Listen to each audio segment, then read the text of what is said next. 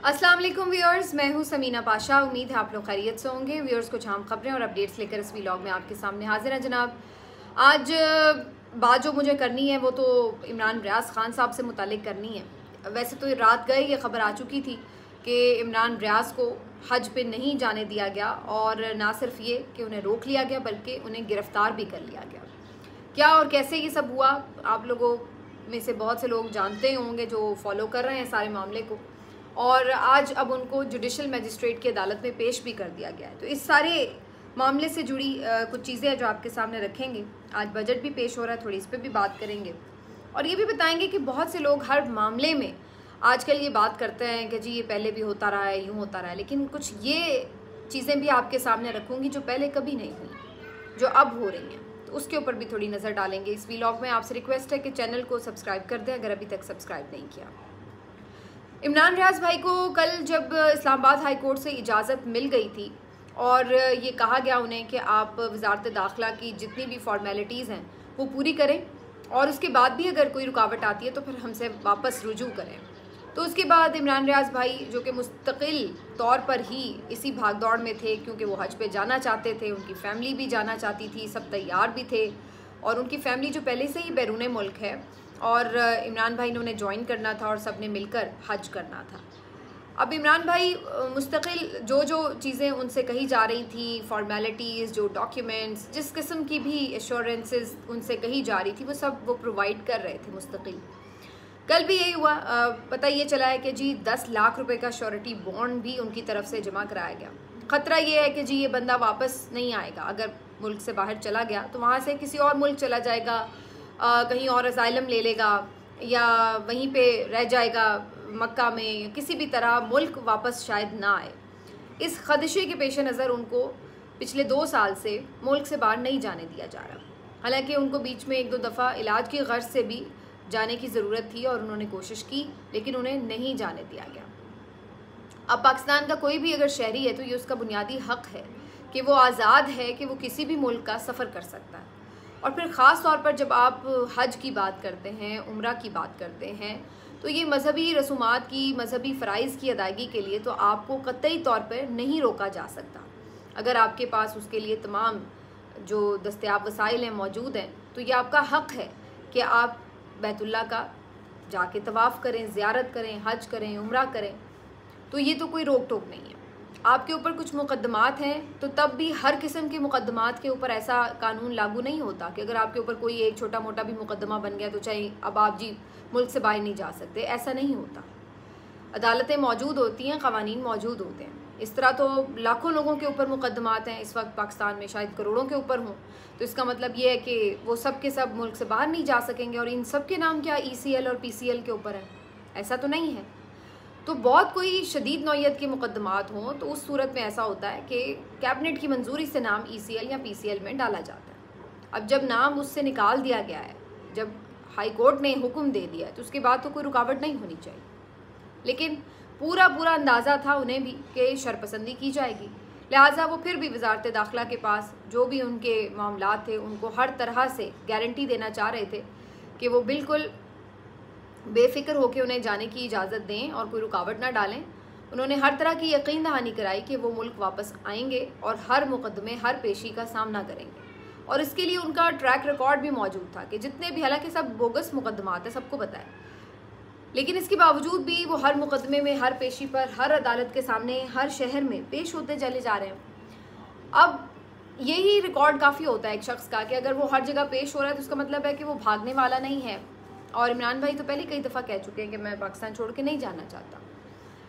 इमरान रियाज भाई ने जब सारी चीज़ें वजारत दाखिला की पूरी करवा दी, यकीन दहानियाँ करवा दी, श्योरिटी बॉन्ड, सब कुछ, हालांकि ये वही लोग हैं जो कि 50 रुपये के स्टाम्प पेपर पे खुद चले गए थे और फिर 4-4 साल वापस नहीं आए थे। और मैं समझती हूँ कि यही वो बुनियादी वजह है कि जब आप अदालतों को धोखा देते हैं, जब आप सिस्टम की आंखों में धूल झोंकते हैं, जब आप बेईमानी करते हैं, तो आपको लगता है कि सब बेईमान है क्योंकि आपको आईने में सिर्फ अपना चेहरा नज़र आता है। तो जब आप अदालत को धोखा देकर, जाली स्टैम्प पेपर पर जाली एफिडेविट देकर, जाली रिपोर्टें बनवाकर बाहर चले गए, तो आपको लगता है कि ये भी बाहर नहीं से वापस नहीं आएगा जैसे हम वापस नहीं आए। ये मसला है। कि जो खुद आपने करतूत किए हैं आपको हर दूसरा बंदा वैसा ही लग रहा होता है। और इमरान रियाज पे प्रॉब्लम क्या है, उसे क्यों मुल्क से बाहर नहीं जाने देना? क्योंकि इस बात का इन्हें एक खदशा है, खौफ है कि इमरान खान बाहर जाएगा अगर, तो वहाँ जाकर ये वीलॉग्स करेगा।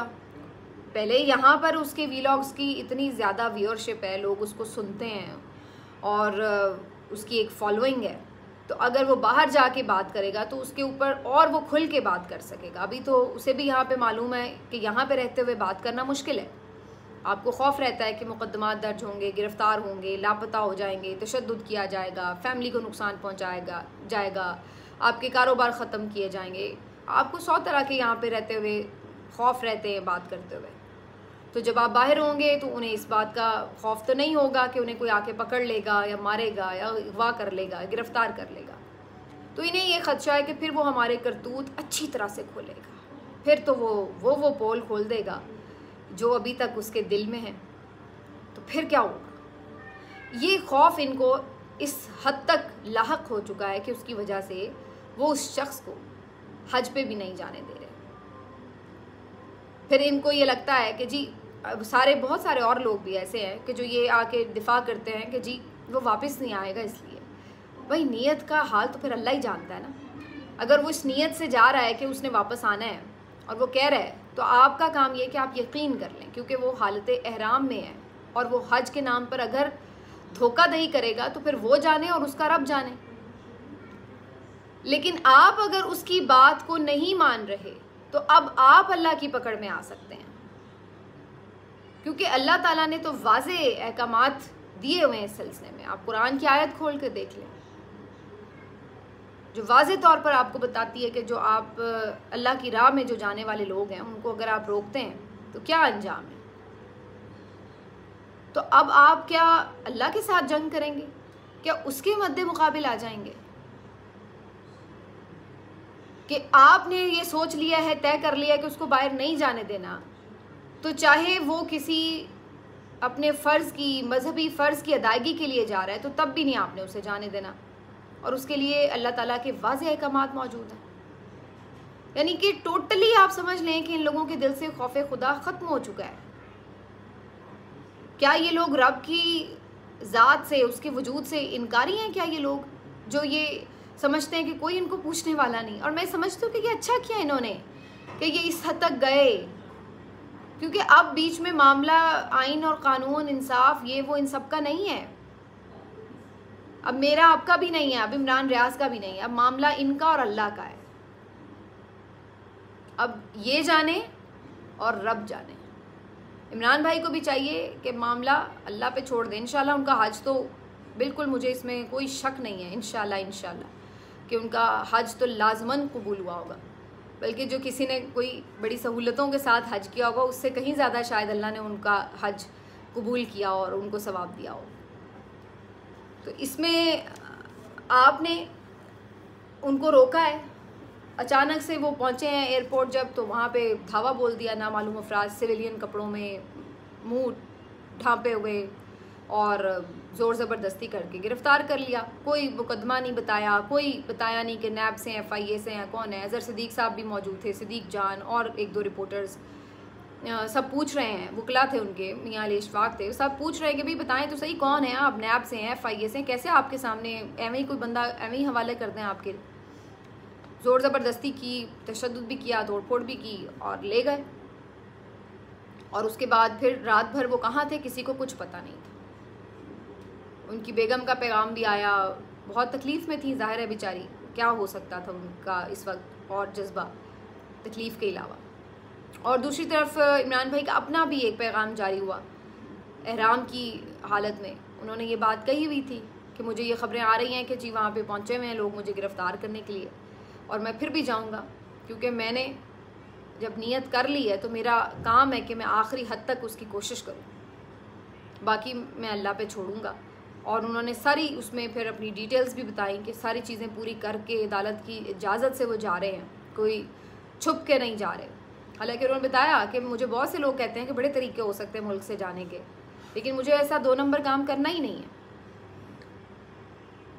तो ये आप बेसिकली उस शख्स को जो कि आपके मुल्क के निज़ाम पर, आपके मुल्क की अदालत पर, आपके मुल्क के जजों पर, आपके मुल्क के निज़ाम इंसाफ के ऊपर ट्रस्ट करता है, उस पर यकीन रखता है कि भाई यहाँ से इंसाफ मिलेगा, ये मेरे साथ ज़्यादती नहीं होने देंगे, तो आप ऐसे लोगों को अगर मायूस करेंगे तो अब इन सारे जो ये निज़ाम इंसाफ के बुलंदो बाला इमारतों वाले, सुतूनों वाले बड़े बड़े से जो मकबरे बने हुए हैं, मैं तो इन्हें मकबरे ही कहूँगी, तो इनका क्या मकसद है?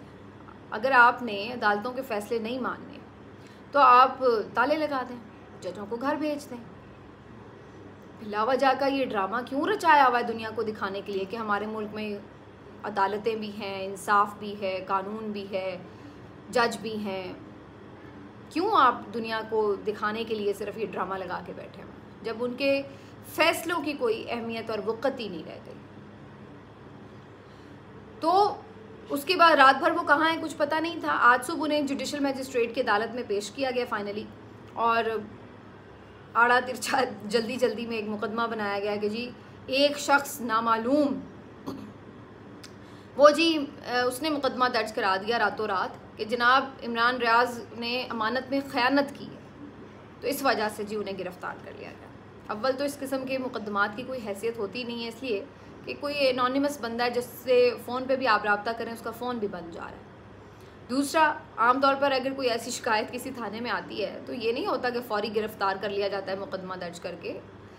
ज़ाहिर है कि दूसरे बंदे को बुलाया जाता है, उससे पूछगछ की जाती है कि भाई क्या मामला है, और अगर कोई झूठी बात है, कुछ है मामला, फामो तफहीम से भी बाजुकात हल हो जाते हैं। ये मैं आम बात बता रही हूँ आपको, तो ये थोड़ी होता है कि हर बात पे मुकदमे दर्ज हो रहे हों, गिरफ्तारियाँ हों, तो वो झूठ तो सारा सामने ही खुल जाता है। अब कुछ रिपोर्टर्स तो ये भी कह रहे हैं कि हुदूद के भी तयन का इशू है वगैरह वगैरह।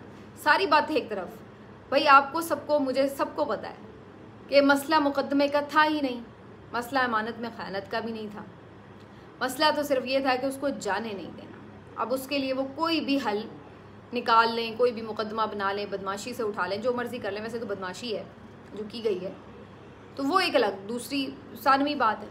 हाँ, जो अब जिम्मेदारी है वो आ गई है अदालत के ऊपर, इसलिए कि अब ये बेसिकली इमरान रियाज को सिर्फ नहीं रोका गया, ये अदालत को रोका गया काम करने से।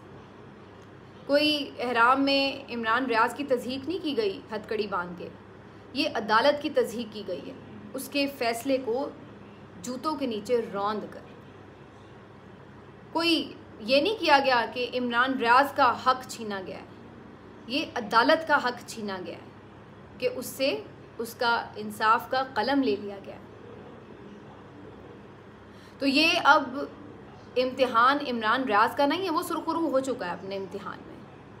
अब ये इम्तिहान अदालत का है कि वो कब तक अपने फ़ैसलों की बेतौकीरी बर्दाश्त करेगी, कब तक इस मुल्क में गुंडा राज चलेगा। मैंने तो कल भी ये बात कही थी, जब मुझे पता चला, इजाज़त मिली, मैंने कहा इनको रिक्वेस्ट करनी चाहिए कि किसी बंदे की ड्यूटी लगाएं, जुडिशल अफसर की, किसी की भी, कि वो जा के बिठा के आए हज जहाज़ के अंदर, क्योंकि ये तो वहाँ से भी ऑफलोड करा देते हैं, रवानगी तक वहीं रहे, क्योंकि मुझे पता था कि ये किसी भी हद तक जाएंगे। यकीनन उन्हें भी पता होगा, ये कोई ऐसी अचंबा बात नहीं है कि आपको पता ना हो। लेकिन वो लोग जो हर बात में मिसालें देते हैं कि जी ऐसे पहले भी हुआ, ये भी हुआ। देखिए 3 मामलात ऐसे हैं जो इस मुल्क में वैसे कभी नहीं हुआ है। एक तो इद्दत जैसा घटिया केस कभी इस मुल्क में नहीं बना, बल्कि दुनिया में ही नहीं कभी बना किसी शख्स के ऊपर। दूसरा, कभी इस मुल्क में ऐसा नहीं हुआ कि 15-15 मरतबा यके बाद दीगरे ख़वातीन को गिरफ़्तार किया गया हो। ये भी सिर्फ इस मुल्क में ही हुआ है, इस रजीम में हुआ है और इस वक्त हुआ है। और तीसरा, कभी इस मुल्क में इससे पहले ये नहीं हुआ कि हालत एहराम में किसी को गिरफ़्तार किया गया हो, तो ये भी इसी रजीम में हुआ है। तो अगर कोई ये समझ रहा है कि आप अल्लाह की हुदूद के साथ छेड़खानियाँ करेंगे और उसके जलाल को ललकारेंगे तो आप अल्लाह की पकड़ में नहीं आएंगे, तो सर अल्लाह की लाठी तो फिर बेआवाज़ है। बहरहाल, जैसे मैंने कहा, अल्लाह का मामला तो अब अल्लाह खुद ही आपसे हिसाब करेगा, और उसका इंसाफ तो फिर यहाँ के काजी फाजिसा वाले इंसाफ की तरह थोड़ी है, वो तो फिर बड़ा सख्त किस्म का मुनसिफ है, फिर वो जो हिसाब करेगा उसकी ताब नहीं आप लोग ला सकते। तो अब अल्लाह जाने और आप जाने। बाकी जनाब आज एक आध और ख़बर बस रवैये के बजट आज आ रहा है, जब तक आप देखेंगे शायद उसके चीदा निकात आ भी चुके हों, लेकिन बजट के बाद हुकूमत की परेशानी बढ़ने वाली है। उसकी वजह यह है कि सख्त शराइत है और उसके ऊपर अवाम का एक गम व गुस्से का आपको सामना भी करना पड़ेगा। और दूसरी तरफ अब तहरीक भी आगे बढ़ेगी। जो इमरान खान साहब ने कल भी बात की है कि ये अलग बात है कि चकजई साहब ने ख्वाहिश का इजहार किया कि बातचीत करनी चाहिए, तो इमरान खान साहब ने उन्हें उसका मैंडेट दिया है कि आप बिल्कुल बात करें। लेकिन इमरान खान साहब ने दूसरी तरफ अपने कारकुनान को तैयार रहने की हिदायत भी कर दी हुई है और कहा है कि उन्होंने कॉल देनी है, जो मैं पहले भी आपको बता चुकी हूँ कि काफ़ी इम्कान है कि शायद जुलाई अगस्त में जाके ये कॉल हो। हुकूमत इस वक्त काफ़ी अंडर प्रेशर है 2-3 वजूहात की बिना पर। एक तो IMF से जो भी इनकी लेन देन होनी है उसके ऊपर ज़ाहिर है कि बहुत शदीद किस्म की महंगाई की एक लहर आएगी।